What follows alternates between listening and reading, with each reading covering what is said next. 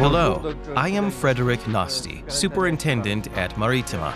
I manage a fleet of 3 vessels at Maritima, one at CBES and another at Someca, a cement carrier. We mainly have a fleet of supply vessels. They are small tankers of 3,500 cubic meters, 3 of them operating in the Marseille, Fosse, Toulon area, one in Tenerife, and the cement carrier in Corsica.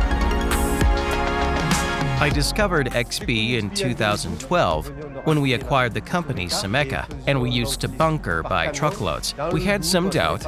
We weren't sure about the quality of the fuel we would get by truck, and we were a bit worried. We decided to make the most of it with XBEE, and it did us a great service because a few days later, we had the first results when dismounting the diesel separator, which was really clean, although tanks hadn't been cleaned up for over 2.5 years. So we decided to use XBEE all across the Maritima and CBS fleet.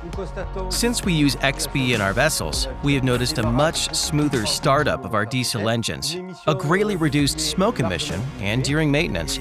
For example, during overhauls, we indeed have had much fewer deposits, if not any deposits at all on the cylinder heads. For me, it's a really useful and effective product.